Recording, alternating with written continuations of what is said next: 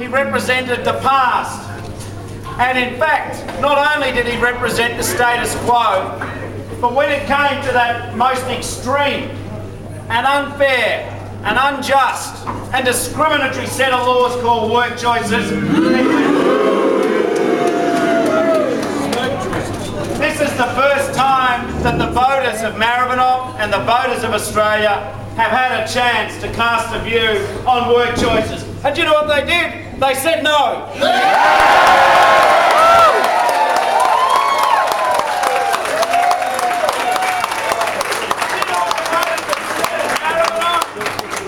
They've said that they want to see something done about climate change. They want to see better schools, as Kevin Rudd has promised. They want to see a better infrastructure. They want to see the fair go all round. They know that Labor will be sensible economic managers.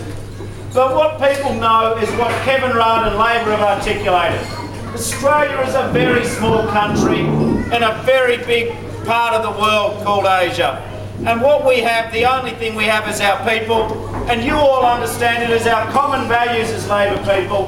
The best thing this country's got is its people, and you don't look after your people by cutting their wages and their overtime. Do you know what you're doing?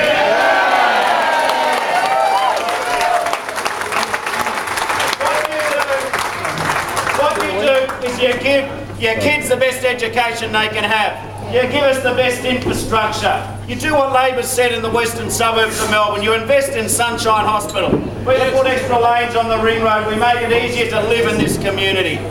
But all of this, all of these grand ideas, all of this talk of the future and hope, you know what we did? We were positive and they were negative, and they lost it.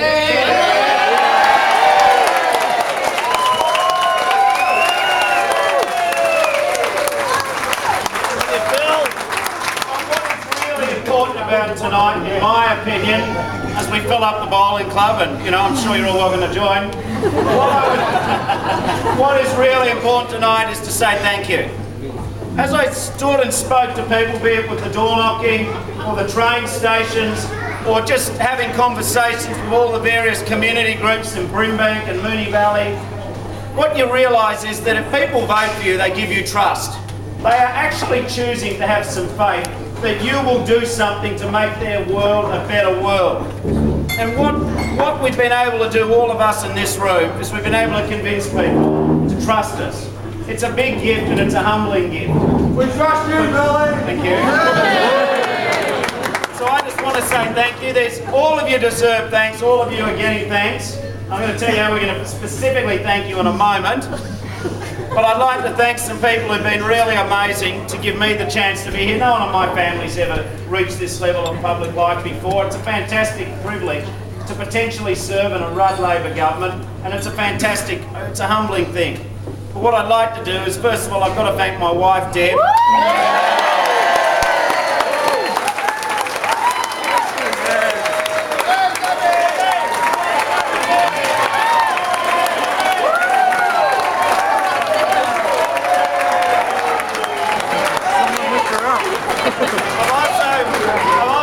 Thank some other people. I'd like to thank the Australian Workers Union.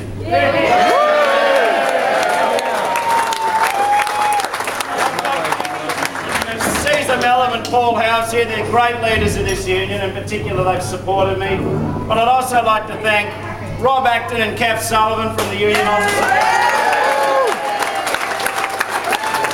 And Maxine Zara, my assistant, they all deserve at least a bigger holiday than they're going to get from me.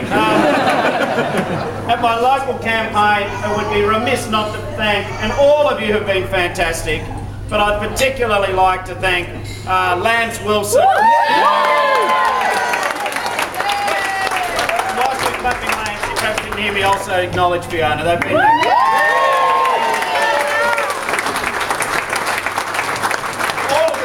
members of Parliament have been very, very supportive in my electorate, and that's great. Hopefully we can have some great cooperation. They've all been great, and they all know who they are. And all of you have been fantastic, all of the volunteers. I've made some new friends, and really, I just want to say to everyone here, all I want to do is work as hard as I can from every morning when I get up to every night when I go to bed, and I want to make it a great place to live here. I don't want that Maribyrnong to be better than anywhere else. I just want that nowhere else should be better than us. You